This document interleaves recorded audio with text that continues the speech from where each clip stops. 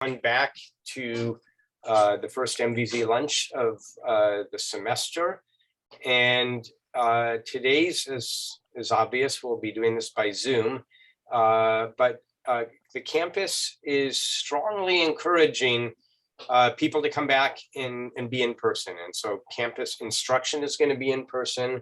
I was on a meeting this morning that I see Tyrone here, he was also on it with campus leadership, just sort of reiterating the importance of us interacting as a community and being in person, while acknowledging that there are varying levels of comfort. You know, some people are going to feel nervous about coming back in person after what we've been through for the last 2 years. So I just want to acknowledge that. I understand that.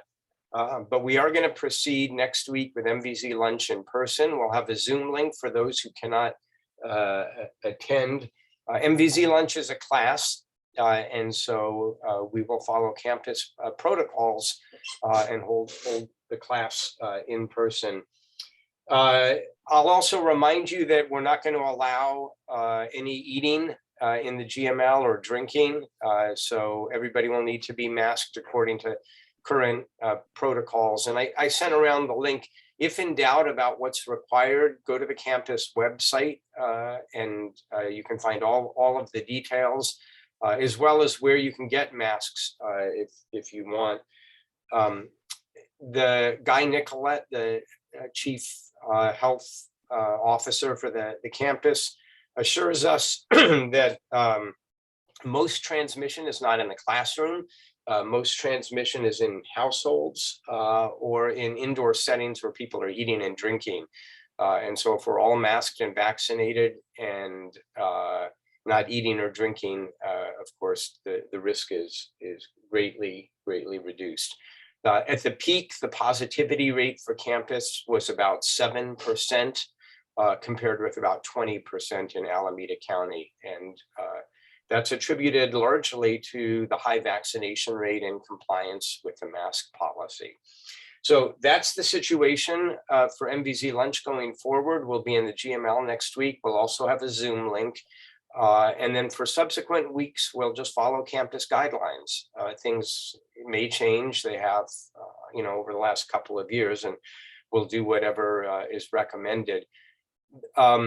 If individual speakers prefer to be by Zoom, we'll accommodate those wishes as well. So we'll send out emails weekly. Carly will send them out and let us know what the situation is for that week. Let me just ask if there are any other announcements before I introduce our speaker today.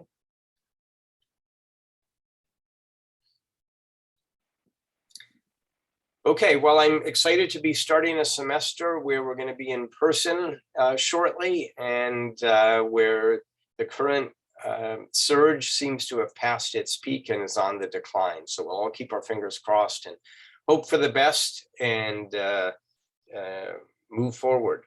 So I'm really pleased to introduce our speaker today, Annaliese Beery, who's a new professor in IB. Although she's formerly associated with Berkeley, she got her PhD here in 2008, working with Irving Zucker. And then she did a postdoc at UC San Francisco, and then has been at Smith College in the University of Massachusetts in Massachusetts, where she started as an assistant professor and then moved up to associate professor, and she recently started here in 2021. So we're just thrilled to have you back at Berkeley.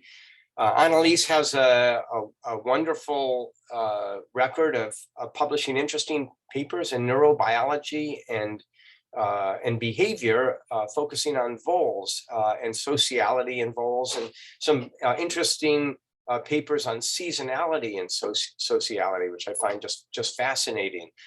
She's also interested in becoming an MVZ affiliated faculty member, and so this seminar is part of that, and we look forward to interacting with you now that you're back at Berkeley, and And we love having more behavioral biology in the museum. So Annaliese, thank you very much, and welcome, and take it away.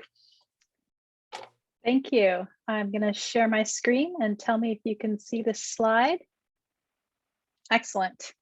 All right, well, thank you for that introduction. And I want to further set expectations by saying the last time, and the only time that I've talked in the MVZ lunch series before, was about probably 15 years ago.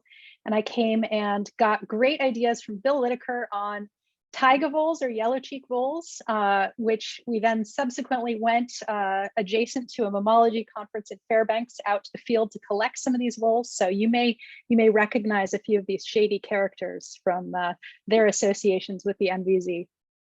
So I'm hoping to get similarly great ideas from all of you today. All right, so across the animal kingdom, there is, of course, tremendous variation in social behavior, from species that come together only to mate or fight, like these pygmy shrews on the left, to species like these gelada baboons or these bats on the right that live in large social groups and often exhibit complex social organization and social behaviors. So I'm really interested in the origin of variation in social behavior. And group living, or sociality, provides a really good marker for the kinds of social behaviors I'm interested in. And it also provides a jumping off point to ask the comparative question, what causes some species or individuals to be more social than others? All right, so anytime we ask this kind of why question about behavior, there are lots of different ways to answer it. Many of you probably focus on the ultimate sort of factors involved in behavior and how things like group living contribute to survival and reproduction. But of course, we can also ask why from that sort of how perspective, and why is this maintained from the processes and the individuals? And so that's where I'm going to break this topic down into three areas. So one of them is what actually motivates individuals to come together when there's a high degree of social motivation. This picture is a junior high group sit. I think it involves a lot of social motivation to engage in that behavior. But not all interactions are motivated. Sometimes organisms are just putting up with one another. So this is a subway ride, and I think this is a good indicator of social tolerance. And then the third branch that I'm going to talk about today is the selectivity and the nature of the relationships, or who is it that you're social with. And in going through all of these, I recognize that I can't go into all of them in great detail. So what I've done is I've kind of summarized some of the neurobiology into the conclusions, because I want to spend enough time on the behaviors that we're interested in. All right, so fortunately, in starting to look at the biology of living in groups and the factors that underlie it, there was a lot of previous work that had already been done in the realm of understanding affiliation, particularly in two particular realms: parental behavior and social monogamy, or social bonds between mates. And I think the reason that these two types of relationships are the first one we started to get a neurobiological handle on is that they're both very intense, rewarded relationships. And I'm going to class these both as reproductive relationships. Okay. And as I was starting to get started on this, almost nothing was known about the neurobiological basis of life in social groups. So I'm going to call these relationships somewhat awkwardly non-reproductive relationships or peer relationships. I'd really love to call them friendships, but that's a little too anthropomorphic for me. So something that gets at the fact that these are sort of platonic interactions between social peers. All right, so the first question that I had to address was how are these mediated? Is this similar to or different from other forms of affiliative behavior in its mechanisms? But even before I could address that, I had to figure out what am I going to address it in. So these are some of this is sort of the process that I went through to try and come up with the species that, the species plural that I've ended up studying. For one, I was starting to work with mammals, and I wanted it to be a small mammal that I could bring into the lab. I wanted it not to be monogamous. Well, that's really easy. Here's a cladogram of some rodents, and you can see the monogamous species are in black. They're not very much of this particular picture. So green is solitary, blue is group living, and black is monogamous. And I realize you can't read any of the labels on here. I also wanted it to be social, and that's not as easy, but also not terribly difficult. So those are the blue species on this diagram. And then I wanted a non-social version to compare it to. And that was the hardest constraint, to have something where I could compare it to a sister species or within a species to find social and non-social versions. So what were some candidates? Well, marmots have really lovely variation in their social behavior. They would have been a great species to study this in the field, but they violated my size constraint. I just really couldn't imagine working with marmots in the lab in the kind of way that I wanted to.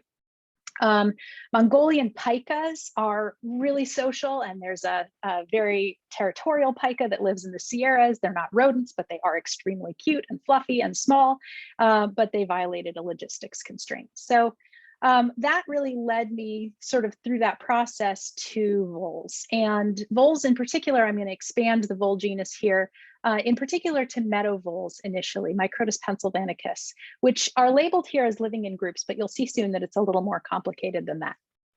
So for this question, there's really no one good species to address it. And I've actually tried to take this work and translate it across species as much as possible as I go along. So one of the models, and the one that I'm going to talk to you about today, is seasonal variation in sociality in meadow voles. And then in prairie voles, a related species, we've looked at the difference between mate and peer relationships. In South American rodents, we've started to look at sociality across the taxonomic group, saying when there are social species and solitary species, are there ways that we can predict their social behavior from differences in their brains? I've collaborated with Melissa Holmes on a number of occasions to study brain differences associated with social hierarchy and also group subdivisions in the subordinates in highly social naked mole rats. And then finally, just for the last few years, we've been conducting a project looking at brain changes surrounding the social behavior transition that occurs during dispersal. So when organisms go from living in a group to dispersing out to being at least initially solitary, what are the changes that are happening around that time? So I just wanted to give you that big picture and then focus in a little more narrowly on voles. So first, let's talk about the vole species that I'm going to talk about today. So probably not so much in the MVZ, but to the extent that anybody outside of the MVZ has heard about voles in the context of social behavior, it's almost always that they've heard about prairie voles, which are socially monogamous and biparental. And this has led them to actually become increasingly important as a model for understanding social behavior in neuroscience. They form selective relationships with mates. And one of the things that we've been working with recently in prairie voles is that they also form selective relationships with same-sex peers. Meadow voles, on the other hand, are not monogamous and they're uniparental, so they're most often used in the lab as a contrast to prairie voles. Here's the monogamous species, here's the closely related species that's not monogamous. But they do form selective relationships with those familiar peers, and they do it in a seasonal context. So that's what I'm going to show you next. So this is on the left, actually one of the sites where we trap meadow voles. This is in Western Massachusetts. And during the summertime, the adult females are solitary and highly territorial. In fact, the females are much more territorial than the males. They each inhabit their own burrow system. They guard it. You can see these little runways in the grass growing up to their burrow system. And when the grass is long or not mown, they look like this. You find these like little tunnels going through the grass to the burrow systems. And in the winter, everything changes. So voles remain active throughout the winter. They do not hibernate. And so they end up traveling in this zone you can see on the left, the subnivean zone. And as the snow starts to melt, you actually can see the tracks through the snow where they've been traveling. And this is a time of year when they live in groups, they're affiliated with one another. And those groups, they have sort of smaller groups with nesting constellations and larger groups where those sort of smaller nesting constellations sum together. And these runways in the snow, when they melt, they look like this. This is one of the vole tracks in my yard. I think I'm one of the few people who really always got excited when there was a really nice vole runway in their yard, but most people hate voles for this reason. And they also are highly populous on the organic farms in the area. So I was very popular as a potential vole removal source. I'm still getting emails saying, hey, can you come trap my voles?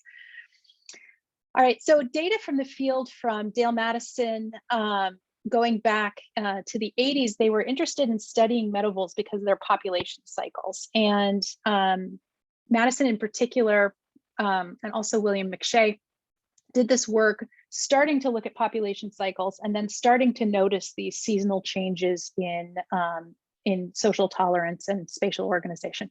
So each of these polygons represents the territory of one particular adult female in July. And if you come back in August and look at the data, what you find is that the females are in relatively stable positions. So they still have their uniform territories and they haven't moved around a lot.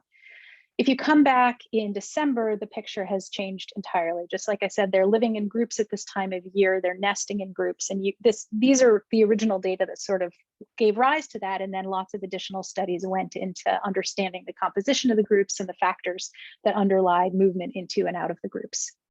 So for northern latitude mammals that undergo this sort of seasonal change, almost all the time, the cue that they rely on is day length, because day length is a perfectly predictable measure that will tell you what time of year it is and allows you to plan ahead in a way that other cues don't. So oftentimes these animals have to change their physiology well in advance of the time that they need it to be changed. And so day length is both reliable and allows you to sort of engage in that kind of planning. So although temperature is probably the driving factor for their group living in winter, day length is the proximate cue that they use most reliably. All right, so this is sort of the setup that allows us to bring voles into the lab and ask a few different questions. And the first question, the main question that we've asked is, how do these changes in the brain that occur with day length or occur seasonally in the field, how do those changes support that transition to group living? What's changing and how is it involved in group living? And then that sort of secondarily allows us to ask, do these mechanisms translate across species and across relationship types? Okay, so we bring voles into the lab and this is what we get. You can see, you walk into the room with voles and you can see that they huddle. They like to huddle a lot. In one case on the right, there are 3 voles in this particular cage and they all must be stuffed in the same tube at the same time. But that's not a great behavioral assay. So the primary behavioral assay we use for social behavior in the lab is what's called the partner preference test. So typically this was invented and used most commonly to assess mate relationships in prairie voles with opposite sex animals. And we've adapted it to test animals in a same sex context. So we put one vole in the center, that's the focal vole, and then they can move back and forth between 2 chambers where another vole is on a little leash tethered in opposite chambers. One of them is a familiar cage mate and one of them is an unfamiliar animal, which we call the stranger. And the test is 3 hours long in part because it takes them a while to sort of settle down to the point that they're going to huddle. The first 10 minutes, hour are really exploratory behavior. And so this very long test is needed to get at sort of that resting stationary behavior. So I'm going to show you some sample data from a partner preference test. In the graph below on the left side, those are long day housed females, and you can see that they just don't spend very much time huddling during even a 3-hour long test. In contrast, the animals that are housed in short days spend an awful lot of time huddling, and they seem to prefer huddling with the partner over huddling with a stranger, although you do get voles doing both, doing some of both. So I want to step back for a minute and just tell you how unusual this is. So we've had a chance to run this test in several different species now, and both meadow voles and prairie voles show similar behavior in the partner preference test where they'll prefer a familiar over an unfamiliar animal. And the prairie voles actually are even a little more selective than the meadow voles. We've gone ahead and done this in mice and rats, which are normally tested in a very similar paradigm that's 20 minutes long. We didn't know, well, if you give them the same kind of 3-hour period of time, maybe they would also settle down and show familiarity preferences, but it turns out that they don't. And that's very interesting because our dominant model that we study just about everything in the lab in mice and rats don't form this kind of selective social relationships or in any way that we see. Also had the opportunity to do this in collaboration with Nathan Insel's lab in dagoos. And dagoos were really interesting because they huddle a lot. And unlike the voles who tend to go to one or the other and stay there, the dagoos go back and forth between the familiar and the unfamiliar animal throughout the test. And it's almost like they make sure that they huddle with both of the animals. I don't think we had any dagoos that didn't huddle extensively with both of the social targets. And that's especially interesting because their groups are not kin-based, they're flexible, they change membership throughout a season and across seasons. All right, so mostly my point here is just to say that these selective social relationships are uncommon in social rodents. So first of all, the voles are very useful if you want to study this kind of interactions, specificity and selectivity. All right, so I mentioned that in the lab, we get this increased huddling with familiar peers in short days versus in long days. And we've shown that several times. And there are also several other behaviors that we and other groups have shown differ with day length in the lab. Odor preferences change from less social to more social. Olfactory preferences, preference for different group sizes changes, interaction with strangers changes, and anxiety behaviors change. And there are also a host of physiological changes, which I'm not going to go through right now because I'm just going to talk about a few of these in context. But there are a lot of different things that change behaviorally and physiologically in the lab that are candidates for us to start to look through. All right, so I love to do this. I like to drop my outline right in the middle of a talk. So I've just told you something about the behavior of meadow voles in the field and in the laboratory. And what I'd like to do is go through at a sort of a summary level, 3 different signaling systems and their effects on behavior in meadow voles. And then I'm hoping to save a little bit of time, just a couple minutes at the end, to talk about some of our ideas for, we've gone from the field to the lab in this species, and now we want to take it back out to the field. All right, so that part 1, motivation, what is the role of social motivation and to what extent is it involved in peer social behavior? So I can tell you a little bit about this work that's already been done. And by the way, when I have faces down on the bottom left, those are some of the people who were really instrumental to getting the actual work done for some of these projects.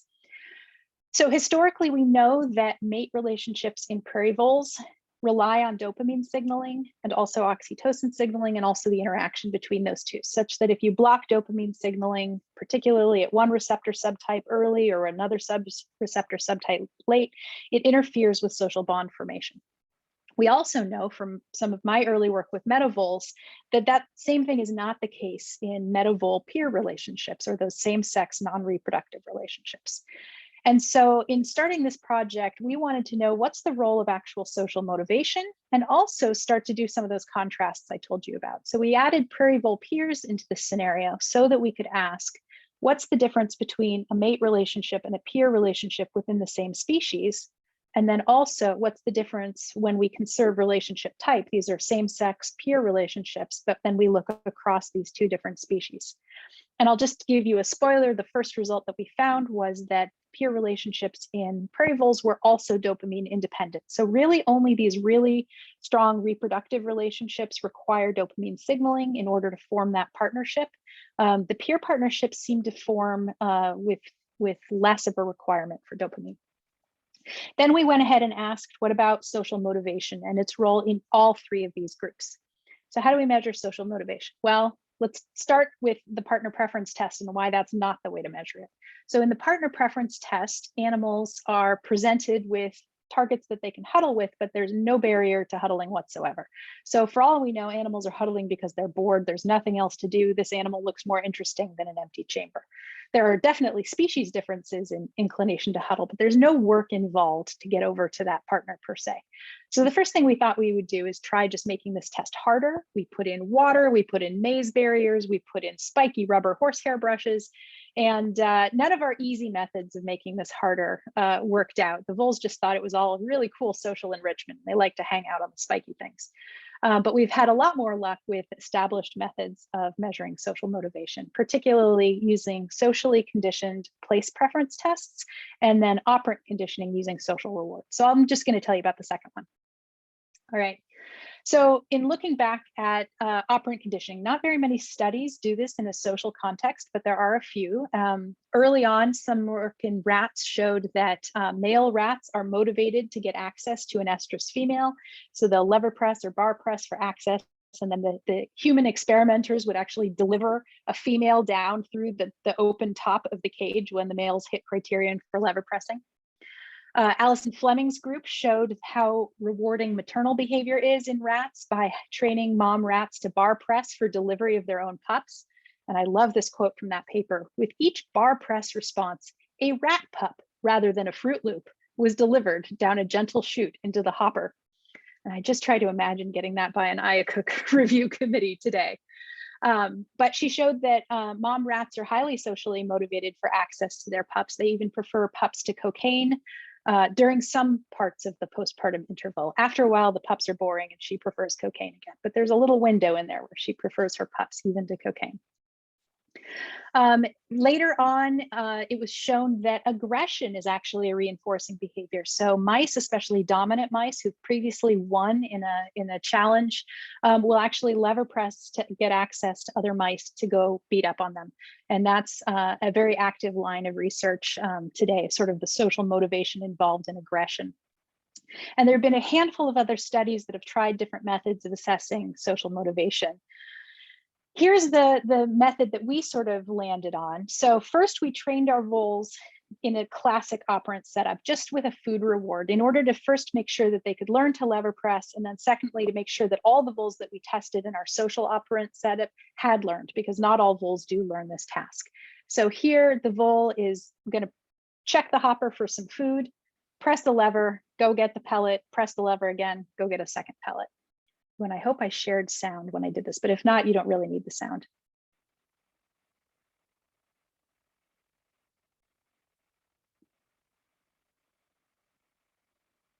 All right, so it's just gotten the second pellet. All right, and then here's our social operant setup. So here we've got a chamber. We don't have to deliver the animal in through the roof. There's a motorized door, and whenever the animal hits criterion, so it's on an increasing schedule, it has to press more times to get each subsequent reward. Whenever it hits that threshold, a motorized door goes up. The animal can go through a little side chamber and then huddle with its partner. So this is a video in a choice setup, but most of ours were one way. So it goes over, interacts with the partner, hang out, and it gets 1 minute to hang out with his partner, after which it gets shooed back over into the central chamber and then has to lever press more times to get access to its partner again. So it does this repeatedly within a testing session. Many of them get up to several hundred presses in some cases in order to keep getting social access. So they really can be very motivated to go access that chamber, or at least that was a prairie vole. Prairie voles are pretty motivated. All right, so I already set up for you, these are the comparisons that we wanted to make. Among the mates, we actually focused on females in female-male pairs and males in those same pairs. So we sort of articulated that as the female first and then the male first. So they're in opposite sex pairs, but either the female or the male was pressing for the conspecific. In the peer pairs, we have female-female pairs and male-male pairs. And then in the meadow voles, because only the females show the seasonal difference in social behavior in the field and the day length dependent change in the lab, we studied the female-female pairs. And although I'm very excited about some of the results in the prairie voles, they just came out like right before the winter break. So I'm just going to focus on the meadow vole, prairie vole species comparison today. All right, so the first thing I want to show you is just that this test works and that we can actually make comparisons across species, because if we're going to do that, we need to make sure that like prairie voles don't just press the lever a whole lot more than meadow voles. So the first figure on the top left is just showing you that you get relatively similar levels of lever pressing for a food reward across prairie vole females, prairie vole males, and meadow vole females. And then the figure on the upper right is telling you we don't have super pressers. So we tested to see if their response rates for a food reward were related to their response rates for a social reward. And if you just had some voles that just pressed a lot for everything, you'd see some sort of positive relationship there. And here you can see you don't have any relationship whatsoever. Their responses are reward specific. They're pressing differently depending on what the reward is and their particular motivation for that reward. All right, so the controls allow us to make these sorts of comparisons across groups. Now here's the species comparison. On the left side in tan or brown, we have prairie voles. And what you can see is that they press more for a partner than a stranger. And the first thing I want to point out is just that although we have choice apparatuses with 2 levers and 2 doors, this work was all done in non-choice apparatuses, where the vole would lever press, the door would go up and they'd get access to a chamber, and that chamber would either have a partner that's familiar or a stranger that's unfamiliar. And they get exposure to that testing paradigm for 8 consecutive days. And then they switch to the other testing paradigm. So if they had partner first, then they go to stranger. If they had stranger first, then they go to partner. But they sort of learn who they're pressing for. It's very reliable. It's always the stranger on that side of the door, or it's always the partner on that side of the door. But there's no comparison. So in that circumstance, what we get is they still press more when it's a partner on the other side of the door than when it's a stranger on the other side of the door. So the prairie voles all showed this partner preference in their pressing, but also a high degree of social motivation. They pressed a lot for these different social stimuli. The meadow voles, on on the other hand, they do show more pressing for the partner than the stranger, but the overall pressing level is lower. So we can either interpret this as prairie voles seem to be more motivated by social interaction than meadow and I think that's one interpretation. But when we just look at the meadow I can't tell you just looking at this, are the meadow motivated to get to their partners, or what would be their sort of baseline level of lever pressing activity? So we have to compare it to something. And we compared lever pressing for social targets to how much did they lever press for an empty chamber and how much did they lever press after the lever stops operating the door for 10 days. That's the extinguished value. And they never stop completely because maybe today is the day when, voles can be superstitious too. Maybe that lever is going to do something today, but you decrease the pressing level with extinguishing. And what you can see here is that the partner pressing is really equivalent to the empty chamber pressing here. They're not pressing more for a partner than nothing and the ability to explore that chamber. And they're not pressing more for a stranger than pressing for nothing at all, not even operating the door. So I would interpret this not so much as that they show social motivation, but that they show no signs of social motivation. And what they do show signs of is stranger avoidance. All right, so I'm going to summarize these three pieces of motivation research. Meadow-vole relationships do not seem to depend on dopamine. I didn't show you the study that led into this, but we also did conditioned place preferences, and they didn't form conditioned place preferences for stimuli that were associated with social behavior. Prairie voles did. And meadow voles were not very motivated or unmotivated entirely to access the familiar voles, and they definitely avoided the unfamiliar voles. So motivation does not seem to be the answer to the seasonal group living. All right. So fortunately, I set this up in advance. It doesn't have to be motivation. What else could it be? And that's the second sort of area that I'm going to talk to you about today, which is tolerance. So even the initial descriptions in the field of seasonal changes in meadow vole behavior were construed as seasonal variation in tolerance behavior, in part because there are a number of field documentations of seasonal changes in aggression, and that these go along very tightly with group composition changes in the field. And I want to walk you through some of those seasonal changes because it's not just summer, winter, solitary group. It's a little more complicated than that. So in the summer, females start out having their own solitary territories. When they have young, they wean them at a relatively young age, even compared to prairie voles, and then they have their next litter, and they'll have litters back to back to back if they survive. Prairie voles or meadow voles don't survive very long in the field. Their average lifespan is about 2 months because of the high levels of predation. But if they're lucky, they get to have litter after litter after litter, and their last litter in the fall will end up staying with them undispersed and be the start of that social group.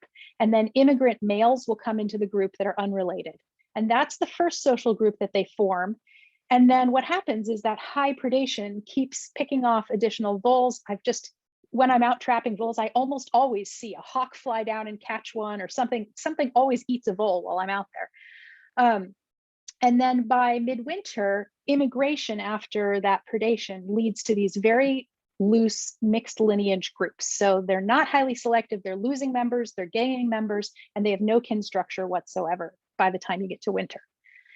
Then as you get towards spring, the groups become more selective in that they become restrictive, they don't accept new members. And usually what you end up with more commonly than some of the other configurations is 2 females that are breeding together and a male that's associated with them. So, or a male that will come in and then leave and another male will come in. So you get these more fixed groups that are still tolerant of, the females are still tolerant of males in their group in the spring. And then by summer, all the females who have made it through a winter, which is very few of them, are solitary again. So we started to look to see, is there something that we could consider a seasonal change in tolerance in the lab? So I want to call your attention to this graph that I showed you before. When I talked about it previously, I sort of highlighted, oh, look at this big difference in huddling. The short day voles huddle a lot more. But take a look now at that light teal-ish bar on the right side, the short day females huddling with the strangers. It's actually interesting that they huddle with the strangers a fair amount, right? Not as much as with the partner, but not nothing, especially not compared to those long day females who really do not huddle with strangers whatsoever. So we can see this as an increase in huddling behavior in short days, but we could also see it as an increase in stranger huddling behavior as well as partner huddling behavior. So to pursue that angle, we started to do tests just with strangers. This is the social interaction test. It's a classic rodent behavioral test where you put two rodents that don't know each other together for 15 minutes and you score all sorts of diverse behaviors that they exhibit in that test. And one of the things that you can look at is sort of the sum of all these different social interaction behaviors. And we find that day length alone predicts differences in sort of their interest in social contact with a stranger. So this is a composite of huddling, grooming, and sniffing that stranger vole. And it's higher in short day meadow-voles than long day meadow-voles. I'll add that these voles were all housed in pairs. Normally, a long day vole would never live in pairs. And if you house long day voles solo, they're even less interested in social investigation. So there's sort of a compounding effect of day length and their social history. But even with no difference in social history, we get this day length effect on social investigation.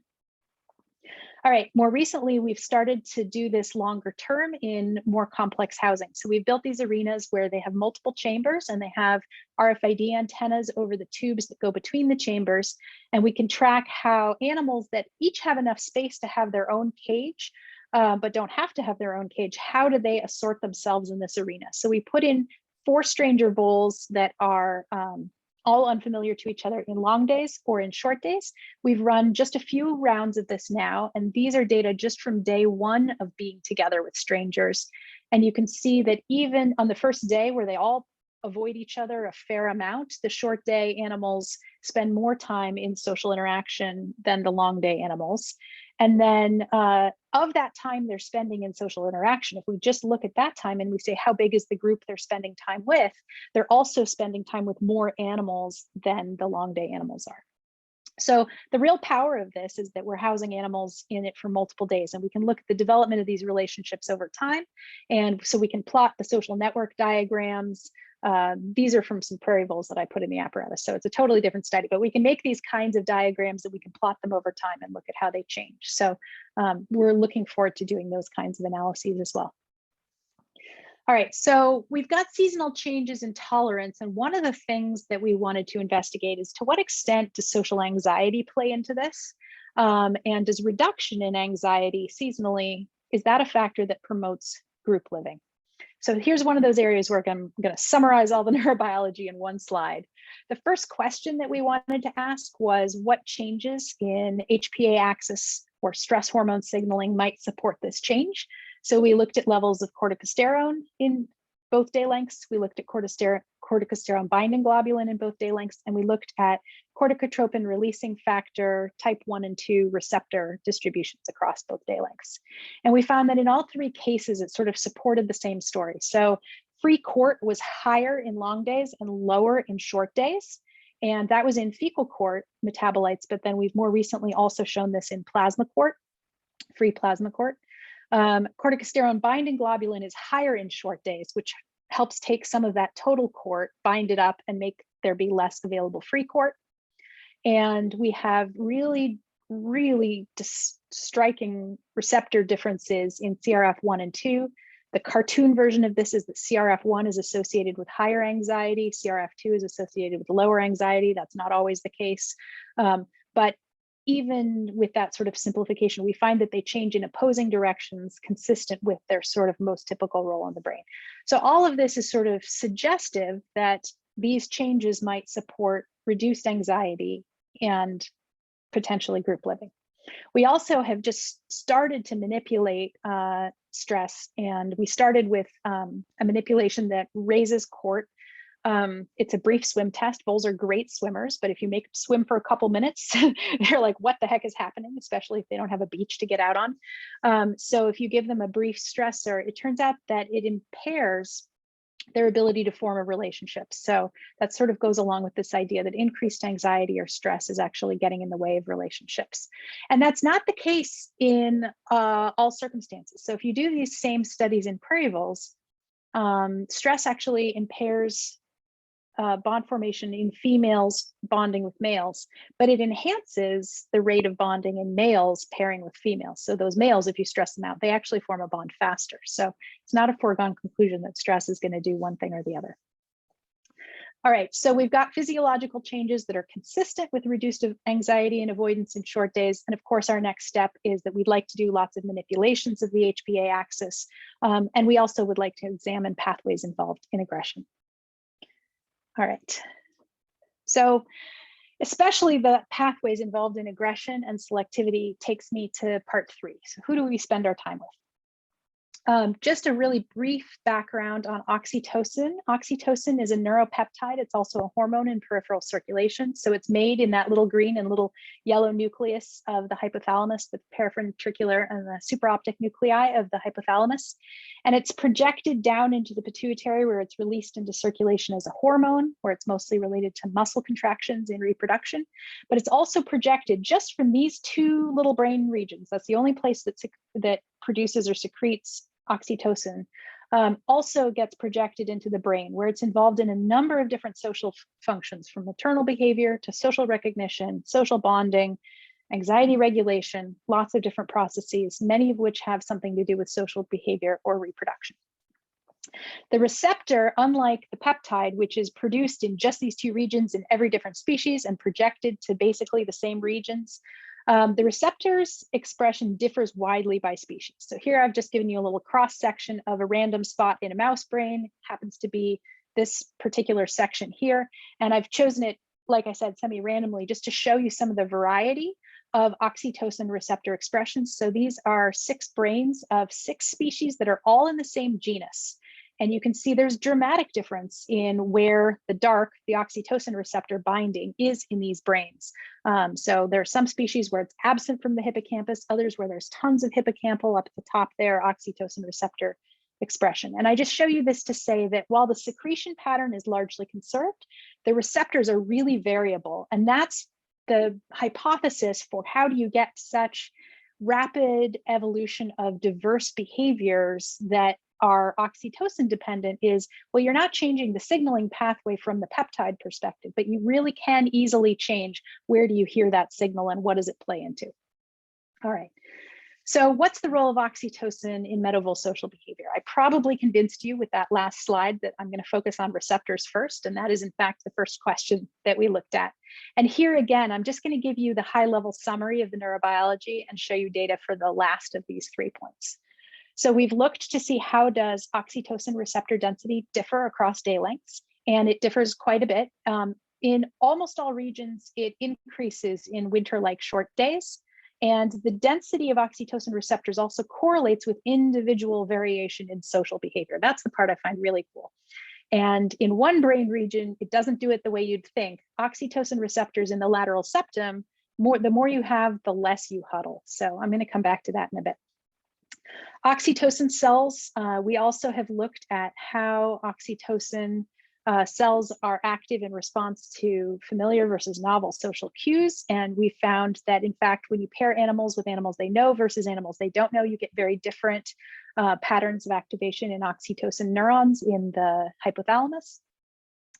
And then we've also done manipulations of oxytocin signaling by putting oxytocin into different specific regions of the brain to see how does it influence the formation of these relationships in bulls. And here the answer is complicated. It is that manipulations of oxytocin can enhance partner preference and they can eliminate partner preference depending on where it happens in the brain. And this was really exciting. This was when we first found this, nobody had ever shown that oxytocin could eliminate partner preference. And nobody had ever tested the effect of oxytocin infusion in other parts of the brain in voles, except for the nucleus accumbens and the prefrontal cortex, where it facilitates bonding.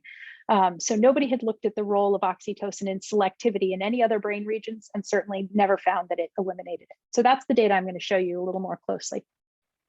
So this is what happens when you put oxytocin into the brain of, just generally into the brain of a bull, into the lateral ventricles. And if I highlight this zone for you here, this is oxytocin infusion, and you can see there's more huddling with the partner, less huddling with the stranger. So this is a more selective relationship that you get. And if you block oxytocin, you get rid of this effect if you block oxytocin receptors, but you don't take it down to no preference. So you don't need oxytocin to maintain a bond at this level. In other brain regions, here I think I'm showing you the central amygdala, but the lateral septum data look almost exactly the same. in the case where you administer oxytocin, you completely eliminate the partner preference, and that bond thus becomes less selective. So this is sort of just showing you the data that oxytocin has these brain region specific effects on the selectivity of peer huddling. And this sort of fits into a larger literature that's been developing over the past decade where, you know, for a long time, oxytocin was the cuddle hormone or the love hormone and all of that. And more we're starting to realize that oxytocin has, like any neurochemical, many roles in many different regions of the brain. It's involved in anxiety, it's involved in aggression, it's involved in humans, lots of work has shown outgroup discrimination and things like that. So I wrote a paper called Antisocial Oxytocin. There are papers called The Dark Side of Oxytocin. So while oxytocin is usually thought of as this pro-social hormone, it plays key roles that you could think of as antisocial, or you could just think of it as changing the selectivity, right? So why is it more social to like your partner over a stranger? Maybe it's more social to like everybody. All right. So oxytocin may play into this selectivity for sure, and it also may play into it specifically with aggression in mind. So as there's been an increasing understanding that oxytocin isn't always pro-social, there's also been research that's been showing more and more that it's associated with aggression. And if you remember earlier, I told you that in the lateral septum in particular, oxytocin receptor density was actually associated with reduced social behavior. Very recently, some studies in rats have shown at a very detailed molecular level how oxytocin in the lateral septum can facilitate aggression. And then we just published a study, I think it came out last week, showing that oxytocin receptor genotype in this particular SNP in the oxytocin receptor promoter that's previously been associated with where oxytocin receptors show up in the brain and how much, that this particular genotype is associated with receptor density. So we've got genes to brain, and then it's also associated with behavior. So that receptor density is associated with both pair bonding, and we just showed for the first time also stranger aggression. So here we've got a gene that influences the density of receptors in the brain and then goes all the way to behavior. And I was pretty excited when it turns out you can actually even take out the brain piece and go all the way from genotype to behavior. And it turns out that the animals on the left there that are C carriers are substantially less aggressive in social behavior interactions. And we don't even have to take into account whether they had individually higher levels of receptor expression. So the other thing I want to point out about this is that I don't think it's an accident that these two things are going together. You see, for me, I see nucleus accumbens oxytocin receptors going up and I think, aha, increased pair bonding and affiliative behavior. And I see increased oxytocin receptors in the lateral septum. And based on all our Meadow-Vole work, I think, ooh, decreased affiliation and increased aggression. But that's really stranger specific aggression. And so really what we have is these two things going hand in hand. The increased bonding and the increased stranger aggression are both part of that selectivity, and selectivity and aggression are going hand in hand. So I'm going to just summarize that saying oxytocin is an important contributor to changes in selectivity, and that may also be really important for our tolerance story, although we have more to do to follow that up. So I'm trying out a new figure on you. I just put this together for a review article I'm working on. I don't like it yet, but the idea that's sort of emerging from this, and this is taking it back to the talk title, where I sweepingly claim that I'm going to solve all sorts of things that are much bigger than I could do in one talk. But the idea is that here we've kind of got multiple axes of aggression, and that aggression along with affiliation is really important in maintaining social groups. So in the amount of generic aggression side, aggression sort of deters group formation. So if you have a solitary species, there's a Syrian hamster on the left, that's a solitary species that's pretty aggressive and intolerant towards conspecifics, unless it's a female in estrus. But like the other 3 days of the 4-day cycle, the female will kill a male if you put him in with her and he can't escape. So we've got this solitary aggressive species, and then as we decrease aggression, that might facilitate sort of group formation in a generic way, in a gregarious way, I guess I mean. And then if we really decrease aggression, like the spiny mice over on the right, then you get groups that oftentimes are gregarious and extremely flexible. You can take spiny mice and mix and match them, and they don't fight with each other. You can take a group of 50 of them and swap half of them into another cage and swap half of them back, and they still are very flexible and not aggressive to those interactions. So that's sort of the amount of aggression, but then we have where aggression is targeted. So back on the Syrian hamster side of things, we have this sort of general aggression towards all conspecifics outside of limited contexts like mating. And then over on the very highly selective side, like prairie voles, we've got really closely targeted specific aggression towards strangers that are not part of this pair that is your group or your relationship. And then the meadow voles I sort of see as intermediate and changing over time, where there's aggression and it's a little bit more it's very targeted towards strangers and mostly familiar animals, but then in the winter they relax that stranger directed aggression and start to live in groups. So this is just my attempt at starting to put this together, and I definitely want your thoughts on this because this is fresh, brand new framework. All right, so those were the 3 signaling systems and behavior. And oh, it's already 1 o'clock, so I thought I had 45 minutes, but apparently I'm out of time. So Michael, can you step in? Does this talk usually end at 1 o'clock? Should I end here? Yeah, we usually end at 1, but if you need a few more minutes, please feel free. All right, well, for those of you who need to leave, I understand. For those of you who want to stay, I'm going to talk in 2 minutes about going from the lab to the field and back. All right, so I always get carried away and excited when I'm talking. This was shorter when I planned it. We already talked about how day length is the most reliable factor that differentiates between seasons. And if we had more time, I would solicit from you all the other things that are changing from between seasons. But obviously there are a number of them, and studies in the lab have actually focused on some of these to say, how do they enhance that seasonal transition? So studies have looked at the role of cold temperature, particular nutrients in vegetation. 6-MBOA is in fresh green grass and is a cue in winter. If it's a very mild winter and green things are growing, it overrides that day length signal so that animals will reproduce even though it's short days. Social environment or history we've shown is really important for sort of changing the social behavior of animals. And that's probably part of that year-round transition in group structure, is as they go from winter to summer, they kind of still cohere with that group for a while. Because that social history is important. So what we'd like to do is then understand the difference between changes in the brain with just day length in the lab and the whole suite of seasonal changes in the field. So what we want to do is take some measures that we can get in both the lab and the field. And in this case, we've centered in on gene expression differences through RNA-seq, receptor system changes, and behavioral changes with day length in the lab, and then compare those to seasonal changes in the field. And as part of that, we'll do a long day, short day lab comparison, and it'll be useful even just to look at the gene expression changes in long days and short days, because we've had a very targeted approach to date, and this is going to kind of expand outward the number of possible candidate systems we can look at. But then we also want to do the same thing in the lab or in the field in the summer and the winter. So that's where I'll end it. This is my actual last slide of the talk, where just taking a moment to appreciate the diversity of social behavior, especially because researchers, and I would say neurobiologists in particular, talk about social behavior oftentimes as if it's a unified construct or one thing. It's prairie vole pair bonding, or it's sociability in mice, or whatever it is. And of course, there's great diversity in social behavior, and voles provide this opportunity to study selective social preferences and the factors that underlie a transition in group living. And then hopefully what we can do is compare those sort of substrates to things that mediate other social behaviors in other species. So that's it. This is, you get my very first lab picture taken at Berkeley. And I'll end it there. And if anybody has any questions and has time to stick around, please feel free to ask them. And I'm sorry I went a couple minutes over.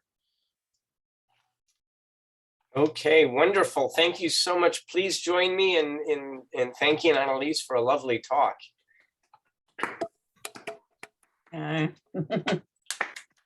And we can take questions either in the chat or just by unmuting yourself and asking a question. So I'll open the floor to questions.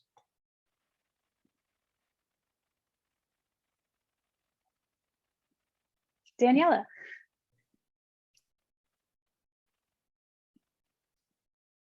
I'm muted. Hello. Can you hear me? Yeah. All right. Fantastic talk.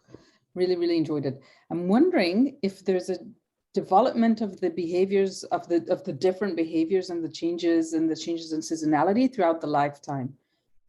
So when they're young, when they're adult and aging. Yeah, I think that's a really good question. I'll say that I've never investigated it in voles.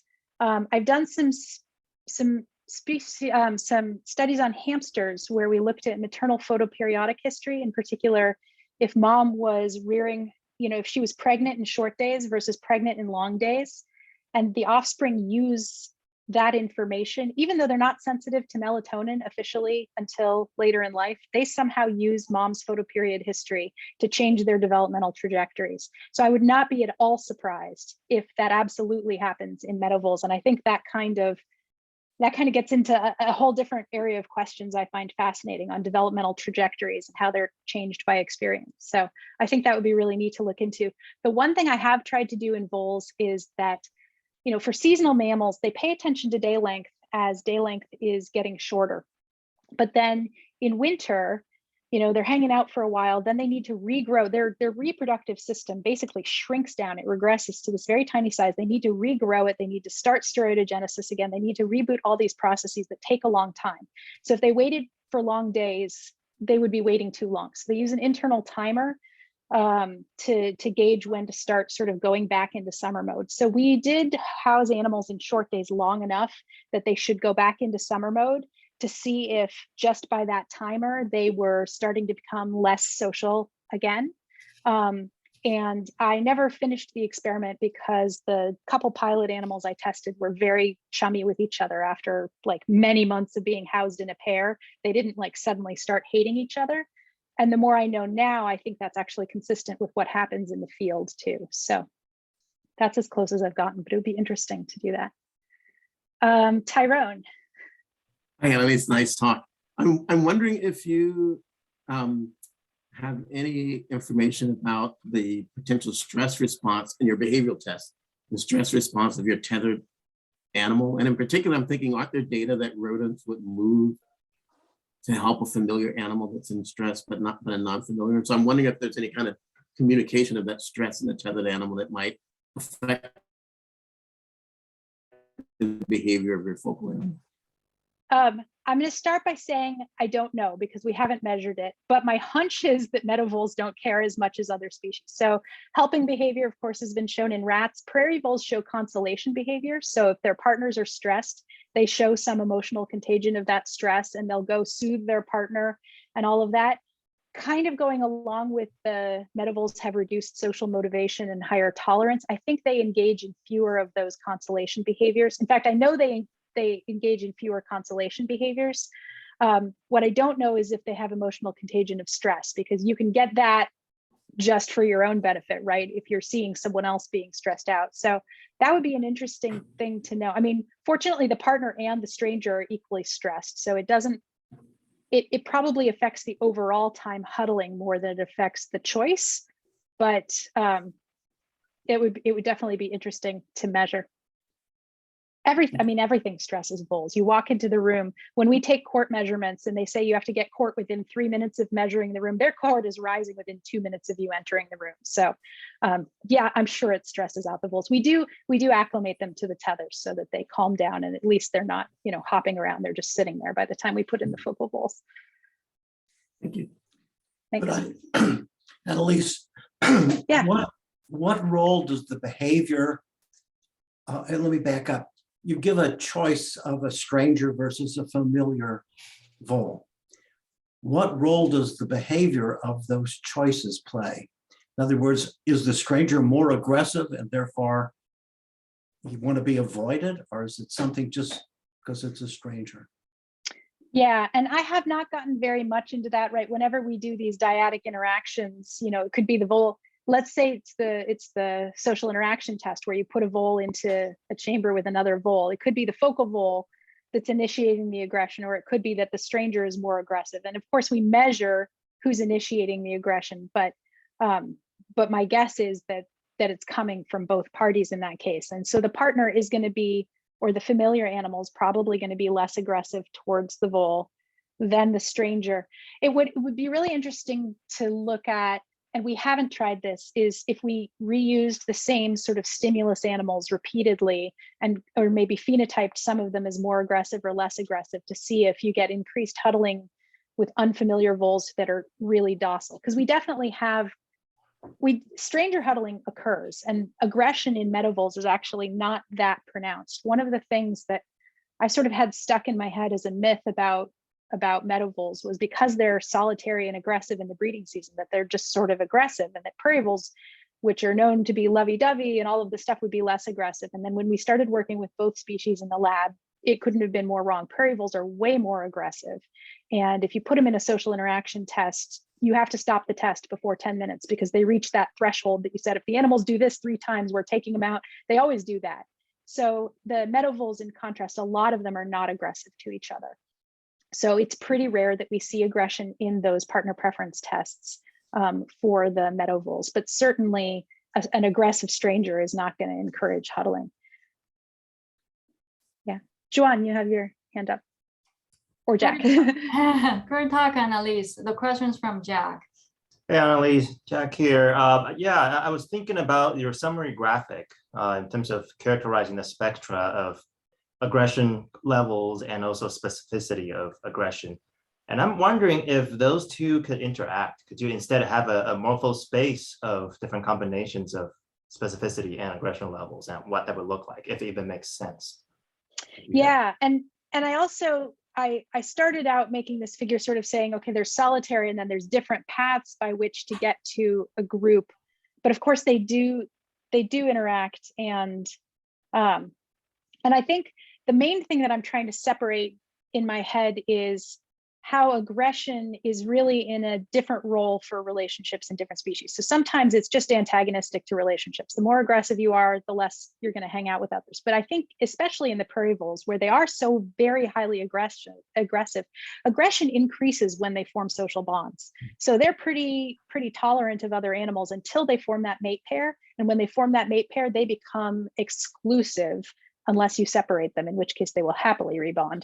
But as long as their partner is available, they become very aggressive towards other males, towards other females, towards anyone. So the aggression is really facilitatory, or really facilitates relationship formation in that selective context, where it really sort of impairs that sort of general sociability. So I guess that's what I'm playing with. I'd love to talk to you more about your interconnected spectra idea. Well, thanks, Annaliese. Annaliese, I wanted to ask about genotype and genetic variation, and to what extent things like relatedness affects the outcome of these, partner stranger tests. I can tell you that we've done, so sometimes we use siblings as familiar animals, and sometimes we use non-siblings as familiar animals. I can tell you like the general relatedness of our breeders in the colony, and we try to keep F values, at or below 10%, that kind of thing. But we do maintain outbred colonies. Our meadow voles are far more outbred than our prairie voles are. And the meadow voles do not care at all about relatedness. So if you raise them with a familiar that's a cage mate, or a familiar that came from another litter that was weaned around the same time, and we do what we call cross litter pairing, we've done studies that show that there's absolutely no difference in the bonds that they form, or the selectivity of the relationships they form when you put them together as animals. And that for the meadow voles is really consistent with their sort of life history, where in the wild, initially they happen to be forming these as family groups, but then they're really open to forming relationships with another animal. Also, we have different studies with different kind of timelines. So sometimes we'll form these relationships early. Sometimes we'll house them alone. The meadow voles in particular, we'd house alone for a long time and then give them a partner. And they do remember specific individuals for prolonged periods of time, but that doesn't seem to be, particularly pronounced for kin versus non-kin. And what about the comparison between the voles and rats or mice? I assume the studies with mice and rats are based on inbred lines, and does that? Yep, that's Long Evans rats and C57 black sticks and black 10 mice. So you want to do some partner preference tests in your wild outbred mice, just let us know. I do. Or Sign me up. inbred wild derived mice. I think that'd be really interesting. Yeah. All right, other questions? Well, if not, Annaliese, thanks so much. That was just wonderful. You covered a lot of ground and it's super interesting.